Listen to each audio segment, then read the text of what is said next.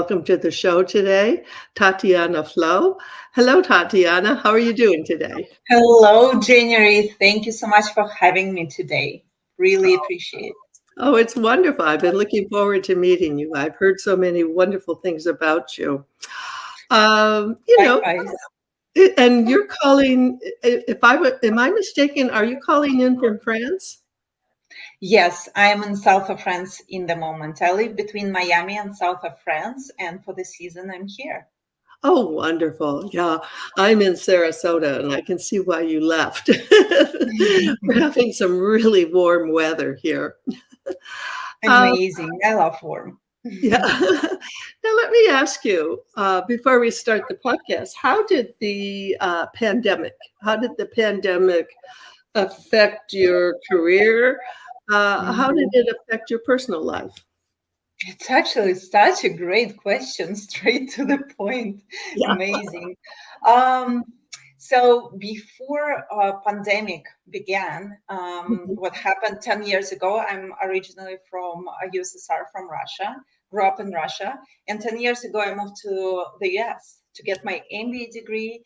I met my ex-husband. I was married. I had a career in finance, and I had my own startup living in New York, actually, not in Miami, in New Mhm. York, the Hamptons. And when the pandemic began, Mhm. what happened, I was traveling so much for work. 100 days a year, I was traveling for work, plus for pleasure as well. And, it was a busy life. And when pandemic began, my life moved to the laptop, like for many other people, Right. and Yes. from the whole world it moved to just the Hamptons, New York, where everything was closed. It's quiet already, as is, but it was even more quiet during the pandemic time. So what happened during the pandemic, Miami, Florida, and Texas, as you know, were opened. Yes. And I went to Florida for a short trip from a very, closed place. It was winter time in the Hamptons, Mhm. cold. I was working from my laptop, and, it was Mhm. kind of depressing. And I went to Florida, and it was so vibrant, so alive. And all the people, as you know, many people actually moved at that time from New York, from California to Florida or to Mhm. Texas, because those states were open. And Mhm. that's when I had a chance to look at my life in perspective in Mhm. many different ways during that specific trip during pandemic, and in that huge contrast between my day-to-day life and that vacation. And many things happened to me internally, because before that I would be traveling all the time for work, or Mhm. for pleasure, but organizing everything for me and my ex-husband. And here I was on vacation, no plans. Such a big difference between a closed pandemic New York State and Florida. And I Yeah. made the decision to change my life completely during that specific trip during the pandemic. And I know for many people can relate. For many people, pandemic turned out to be an amazing spiritual experience, because many people turned inwards, and Yeah. that exactly happened to me. I was practicing, all my life, different meditations and Mhm. psychology. I was into esoterics, but here I went full power. Yeah. We've talked about this on the show with so many of our guests, and I call it the pandemic pause. And so Mhm. many people had to kind of stop, take a time out, and kind of reevaluate their personal life and they reevaluate their business and careers. And for many Yeah. people, this was a very important thing that happened in their life. And it caused that pause, caused them to reflect on Yeah. things that they could do differently. You mentioned that you were from Russia. How old were you? Where in Russia, and how old were you when you came from Russia? I was born in Moldavia. It's a former USSR country, and in 1990s, when USSR was falling apart, We Yeah. moved to a small town in Russia, and I never felt like I belonged there. It was a small rural area with a very narrow for me mindset. I always wanted to escape. So Uh-huh. as soon as I could, I did. I moved to St. Petersburg and Moscow, but I moved to the US when I was 29 to get 29. my master's degree in business. And since then, I'm living in the US for nearly 10 years, a Oh, little okay, more. wonderful. Yeah. Uh, Now, do you still have family back in Russia? I still have family back in Russia. My mom passed away, but I have my dad, my Oh, brother, his wife, and my lovely nieces. oh, wonderful, wonderful, and I'm sure you can keep in touch with them. Right now, we're gonna take a break, and we're gonna share something, for people. If you are a whiner, or if you know people who whine, this is the book for you. Lately, there's a whining epidemic in our world. People are even whining about whining. Are you sick and tired of listening to everyone whining all the time? So was January Jones, the author of Thou Shalt Not Whine, the 11th commandment that reached #1 at Amazon.com. Ms. Jones based her book on a survey of the top 10 things that people whine about at all ages and all stages of life. January is a success coach that can tell you how to help others. When you buy Thou Shalt Not Whine, the 11th commandment, you'll find out what people whine about and how to stop them from whining. This is the perfect gift book to give or get for any occasion. Thou Shalt Not Whine was voted the best gift to be given anonymously for those special people in your life. Ms. Jones is an internationally known author in the style of Irma Bombeck, specializing in housewife humor with her book being published in Korea and China. You can find Thou Shalt Not Whine at Amazon.com. Welcome back. And Thou Shalt Not Whine, as all of my books, is now available at audible.com. And if you're taking one of those long car rides during the summer vacation with the family, this is a great book to listen to and to give you some ideas for how to manage family vacations. We're I back. love it. I love it. I love the how it sounds. People even whining about whining. It's so true. It's so true. And We're back. yeah, I'm sure your book can give people another taste of or another perspective on life where you Oh, don't yeah. have to. Well, I do give them some incredible ideas. It took a long time to write, but of course, I've lived a long life. We're back with our guest, Tatiana Flow. She's coming in to us from France. And Tatiana, share with my listeners your contact information and how they can follow you. So I have a website which is tatianaflow.com, and all the information is there. You can find information about energy sessions that I lead, mentorship programs, any online group events that I lead. Everything is there, and my book is link to buy my book is listed there as well. Yeah. Wonderful, wonderful. And all that information is at the bottom of the screen if you want to copy it down and check up on what Tatiana's up to.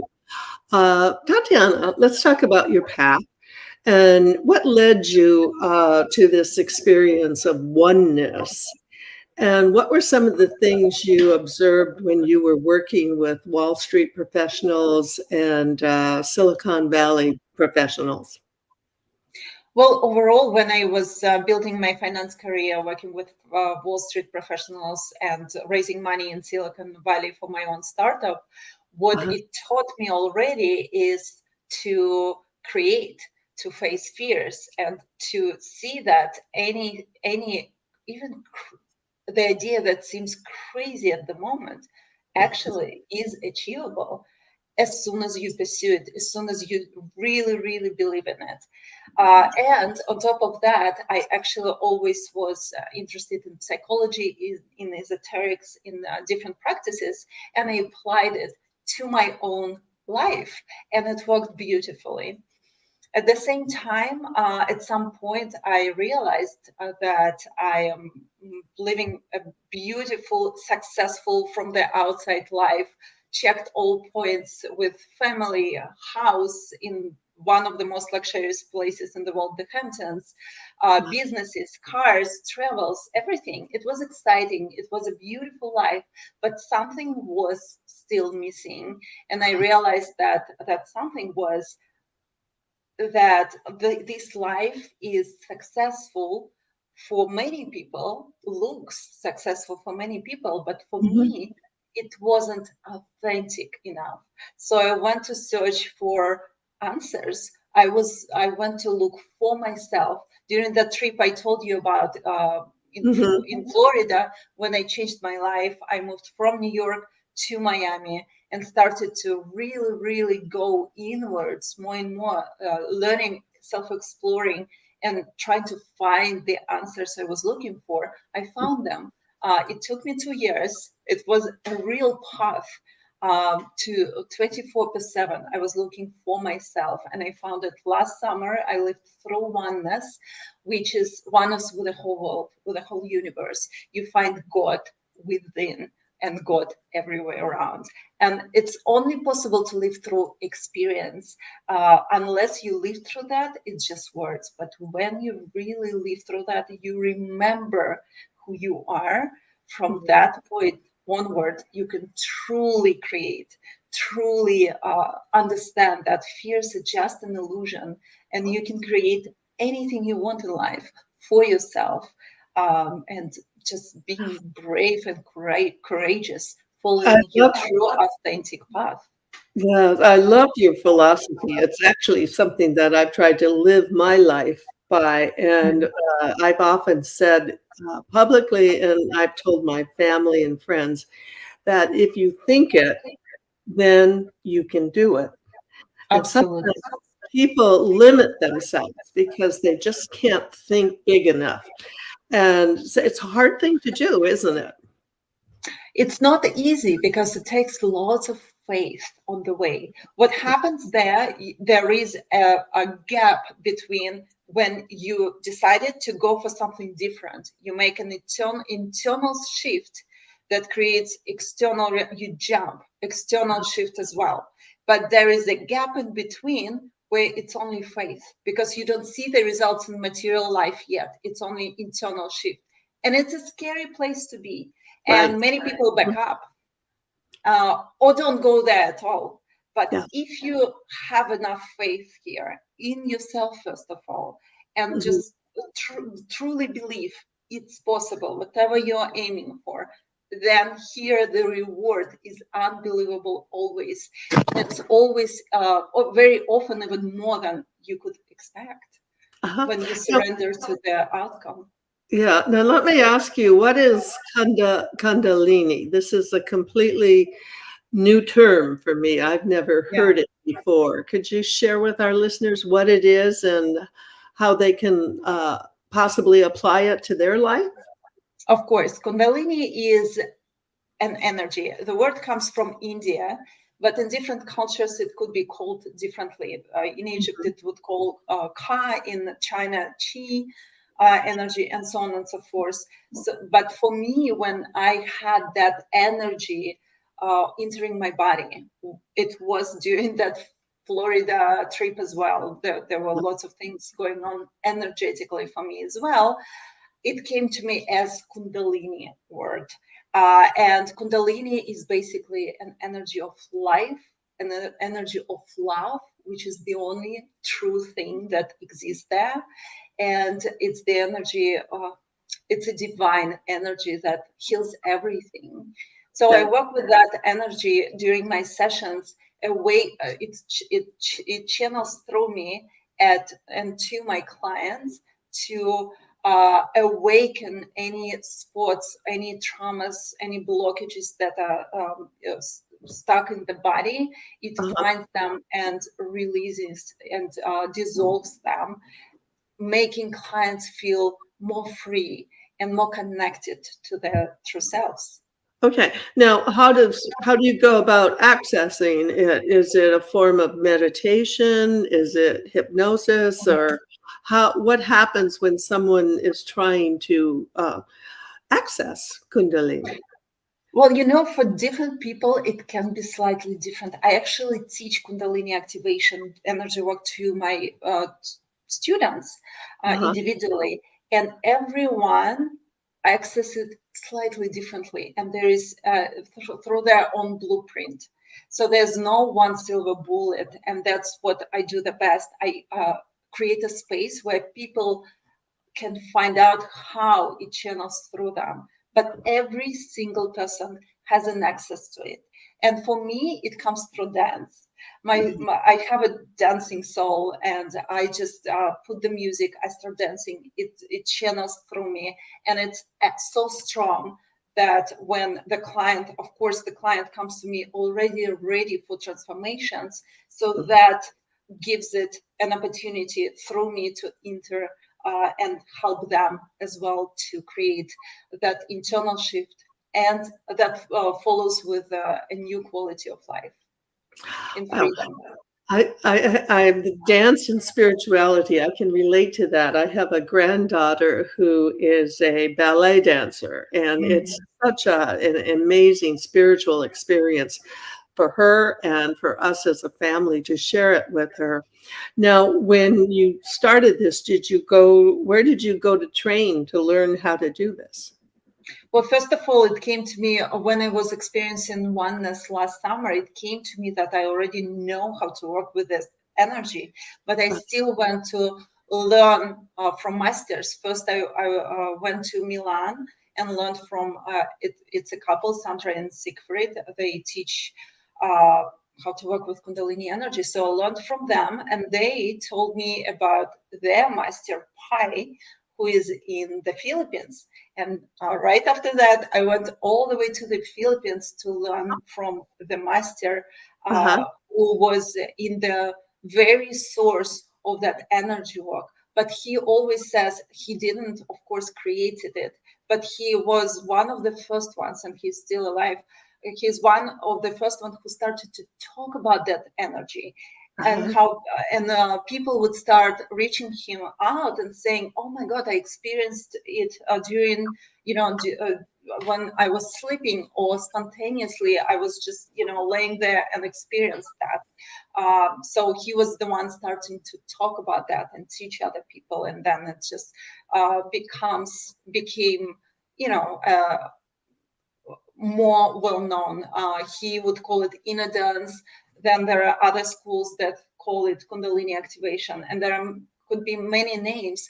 And for every person, it goes through them slightly differently. So after Mhm. learning from masters, I had to, in a way, leave the core, but shed off their blueprints and how it goes through them to find my very own unique Uh-huh. blueprint through which I can channel that energy.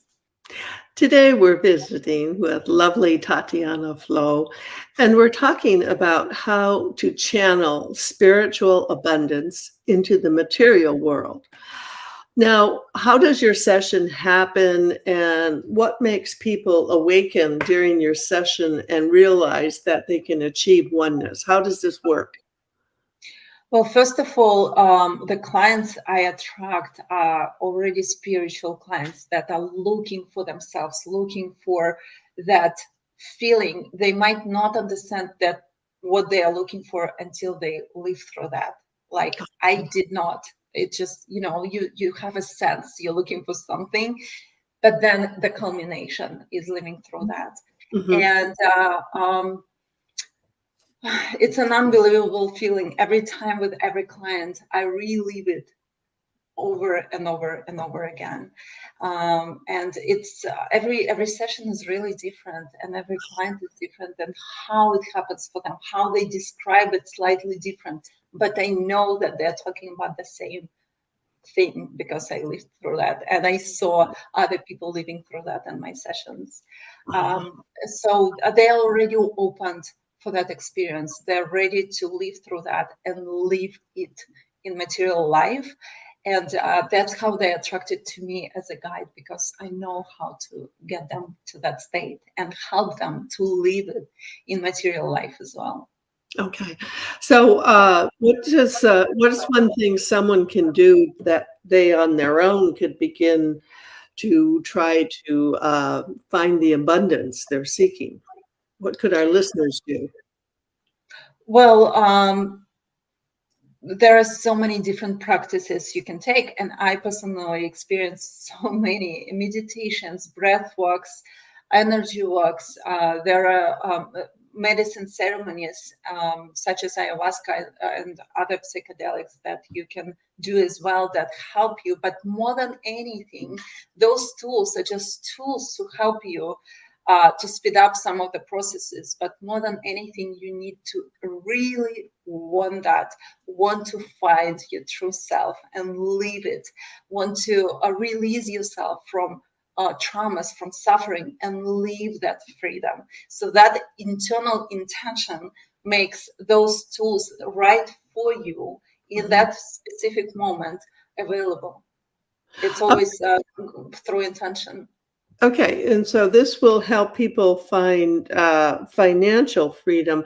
Now, the No, mechanic. no, no. I'm not talking about financial freedom. I'm talking about freedom, internal freedom that includes financial, just as a part of it. But it's a freedom from mind programs, from suffering, from traumas. That's what I'm talking about. Okay, okay. And Now, abundance for me is much broader than just material abundance. Material abundance is just a consequence of that internal abundance, spiritual abundance that you okay, have. yeah. Mhm. Now, with this pandemic and everything, and your clientele, do you do this? How do you do your sessions? Do you do it on Zoom, or how does someone contact you and schedule a session? Yes, I do lots of online sessions right now.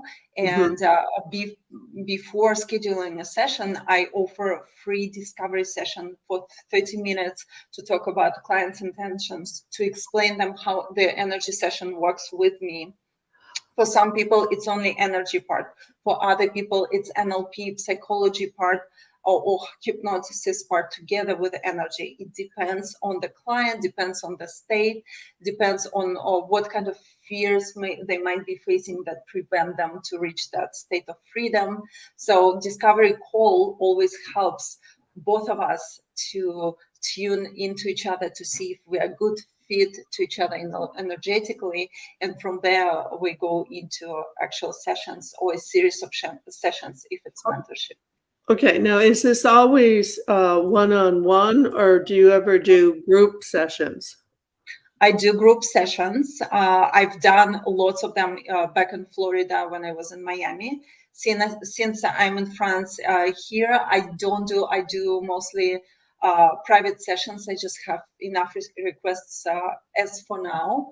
Hmm. And I think during this summer I will do a group sessions. It's not scheduled yet, but there is a place in the website where you can leave your request for online group session, and I will include you if you're interested whenever I schedule it. Mhm. Now, could you, Tatiana, give us some examples of what happens to your clients when they find oneness with you, spiritual oneness, and give us some examples of how it makes their life different, how it changes things for them. I always say it's a different quality of life Uh-huh. because life it's impossible to live always being happy. You go, it's okay to feel different feelings, so you just allow yourself to feel them fully, not blocking anything, not getting, if it's painful you live through that, but because you allow yourself to live through that, it passes away very quickly. It's not getting stuck in your body, not becoming a disease after because of that. So Uh-huh. that you allow life, flow through you. You feel everything deeply, but at the same time, you do have a choice. When you see the reality clearly for what it is, you always have a choice to create what you truly want through your actions and reactions, instead of going into the same pattern of Mhm. becoming angry or irritated about the same thing. You take a pause and you look at different perspectives Uh-huh. and you choose the conscious one, from a state of awareness. So it's a different quality of life. It becomes deeper and it becomes much more interesting and much more conscious. It's not necessarily, it's easy in some ways and more challenging in others, but it's definitely worth it to live. Okay, one thing that I'm confused a little bit about is you say that pain is the end of suffering. Yes, yes, yes. I What does do. that actually mean? Because I think of pain as suffering. So most people do. So Yeah. what's your viewpoint on that topic? Yeah. So I offer to distinguish pain from suffering because Mhm. pain is just a natural part of life. You cut your finger, you experience pain. Something happens in your life, you lose somebody, you experience pain. It's just a part of life. Suffering though, and it comes and goes. It's like finger, it's painful in the moment, but then it heals if you don't, scratch it all the time every day, if you Mhm. allow it to heal, to be Yeah. healed. So suffering, though, is a mind-created program around the pain. When you're trying to escape the pain, when you seek for joy only, blocking the pain as a natural part of life, not allowing it to just be there as Mhm. a part of everything, as a part of creation. And that blockage always is stuck in your body and always creates a pattern. Because, for example, if you got hurt by somebody who betrayed you Yes. Yeah. and didn't let it go and didn't, live through that pain properly, what Yes. happens? You create a pattern. Okay, people just liars, or like all men or all women are liars, and then you go with a pattern, and that's exactly what you attract. So Mm. by trying to protect yourself, kind of, right, you do the opposite actually. Oh, okay. Yeah, creating that pattern, and that's your actions and reactions are based on that. Even if a person is faithful to you, you're always looking for something, what's Uh-huh. wrong, and that creates tension and obviously puts lots of strength on relationship with people. So when you're okay, somebody betrayed you, it happened. Why did it happen for you? Every experience that happens for you, why did it happen for you? Well, maybe you lied to yourself in this situation. Mhm. And regardless, just open your heart again and see that there are people who lie and there are people who are honest. See everything as is, the whole creation, and just choose to see the truth more clearly next time. That's Mhm. the difference. Tatiana, you talk about it not being neutral, but rather it being natural. Now, neutral, natural, kind of give us your explanation of how this approach would help people in their life. Of course, I feel lots of people are talking about balance when it comes to spirituality and being neutral to everything. And I think, well, life is about feeling. Mhm. Life is about feeling emotions. What is emotion? It's energy in motion. And that energy, at the end of the day, energy is all there is. So we're here to feel, not to be flat, not to be neutral. So what I'm talking about, being natural, but at the same time, very well aware and conscious of every single moment you live through. For Uh-huh. example, if you feel anger, feel it, but be conscious about that. And when you are aware, when you stop and ask yourself, why do I feel that? It's impossible to feel anger for too long, honestly. It's okay to live through that, but then consciously you turn that question into why, and then by finding the reason, your reaction and action would change. You would just eliminate the reason rather than just being angry. Okay. uh, so that's what I mean by just be natural, just be you. Don't block your emotions. Don't try to be like this is death, this is life. It's Mhm. okay. Ups and downs are okay. Just being aware in the moment makes a And difference.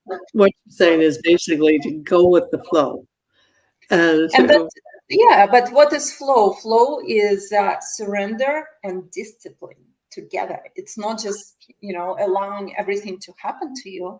It's making some things happen to you through some actions and allowing some things happen to you, but through reactions, you also choose what will be the consequence. So there's lots of, no, it's not control, but you can't control life, but you No. can manage it, Mhm. and uh, mm, allow it to flow more of your way. It's like a collaboration with the flow. Mhm. This past week, my husband and I, we watched an interesting series, very interesting on Netflix. I'm giving them a free plug here. And it was Surviving Death. And Mhm. the last episode was fascinating about reincarnation Mhm. and people who have come back and had amazing reincarnation experiences. So, what do you think about ancestors, and what do you think about things like reincarnation? Is that a possibility in your world? I believe it's possible, and I believe there are so many different. Uh, it's so deep and so many perspectives are there when you start digging in to spirituality, and I've seen many things beyond material reality because I develop that, I go there, I look for it. At the same time, on the very very highest plane, on the very core of it, there's only love, and everything is one. Everything is one. And then from that, everything else is created in material reality and on the, how would they say it? On other planes as well, beyond realities. So reincarnation, I believe in the reincarnation in past lives, future lives, but again, in the very core, everything happens in one point, in one moment. In reality, there's no past or future. Everything happens at the same time. But then for our divine game in material reality, yes, it exists. And it makes it different, interesting. And it makes possible for evolution to happen through time and space existing. Mhm. I like what you said about love. When my mother passed many years ago, she came back and I had this very vivid dream in which she shared with me that the only thing that truly matters is love. And Mm, it's, true, true. yeah, it was a wonderful feeling to have that message. Now, your mom had, you shared that she had Alzheimer's. And, did that help you along your spiritual journey, trying to take care of her? Absolutely, a lot. She Mhm. was Alzheimer for 12 years, and 5 years ago, she stopped recognizing me. And Oh, that was a shocking and painful moment. At the time, I didn't know how else to take it. mhm, And what happened, it pushed me to spirituality. It pushed me to learn to communicate with her differently, not in material realm. And I found the ways. And it was a beautiful journey of us together, not always easy. There mhm, was challenges, there were some things that I couldn't understand in the moment, but at the end of the day, what happened, I lived 1 week before she passed away in uh-huh, February this year. I lived through oneness with my mom.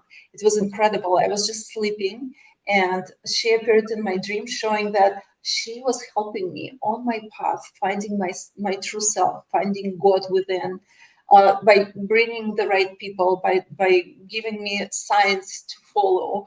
And that would happen like last year, right before experiencing oneness. I would find all these feathers, and all the right people would come into my life. It was just a magic, one after another. And uh-huh, here she is showing me that she was there, helping me on the way. And then I felt so much gratitude for her. And then I felt this gratitude from her to me for following that authentic path at the same time. And then behind my mom, there was like the whole ancestry from her side, and then the whole mankind back to me in one point. It was a very intense experience living through oneness with my mom. And then 1 week after, well, actually in 5 days, if to be precise, my first client really awakened during the session.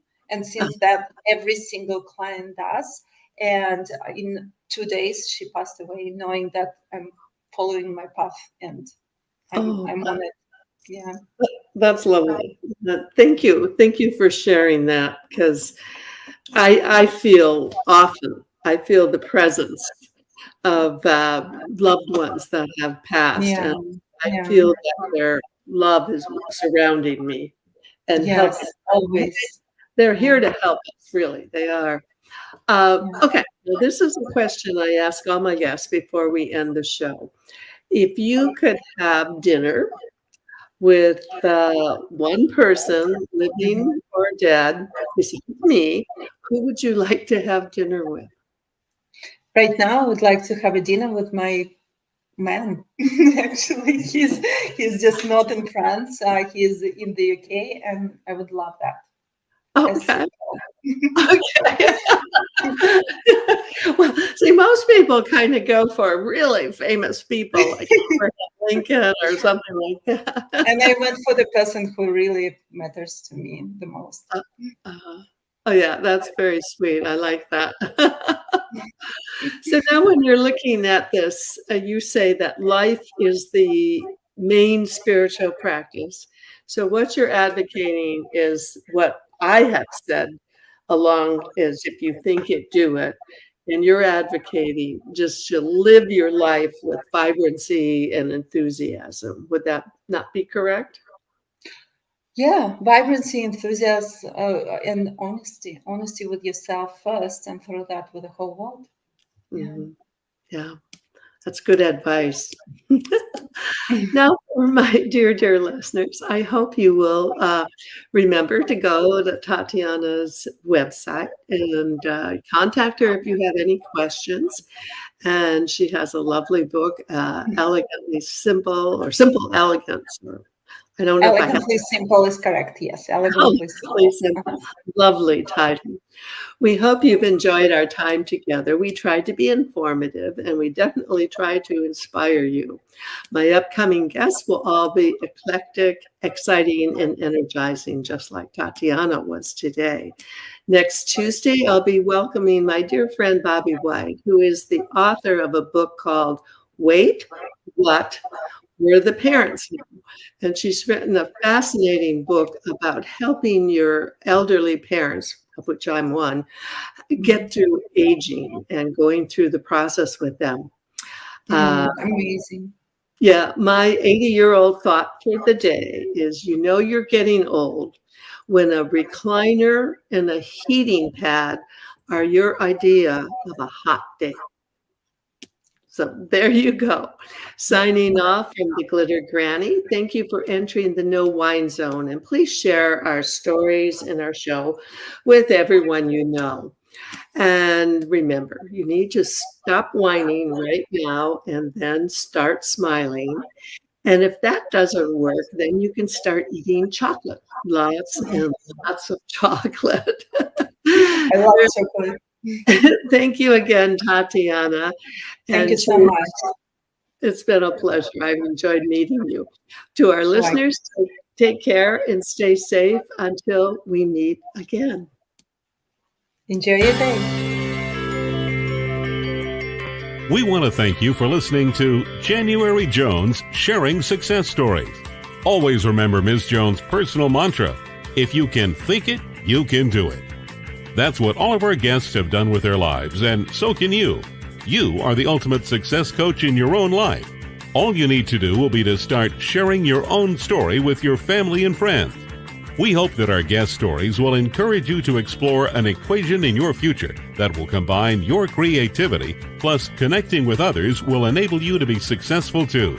Always remember, your passion plus your purpose will equal prosperity as you explore the wonderful world of January Jones.